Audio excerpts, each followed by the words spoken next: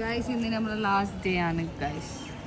Last day of internship ആണ്. എത്ര പെട്ടെന്നാണ് പോയത് ഈ 6 months. That too last day of scrubs also guys. അങ്ങനെ നമ്മൾ മാംഗ്ലൂർ എത്തി. മാംഗ്ലൂർ സെൻട്രലിലാണ് നമ്മൾ എപ്പോഴും ഇറങ്ങാറുള്ളത്. എന്നിട്ട് നേരെ നമ്മൾ ബ്രേക്ക്ഫാസ്റ്റ് ആക്കാൻ പോകും. അന്നും നമ്മൾ പോയി.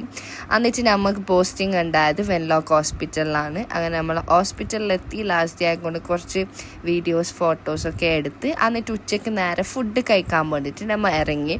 അങ്ങനെ നമ്മൾ പോയത് പിസ്സ വാലിയിലാണ് guys. Unfortunately that was close that day.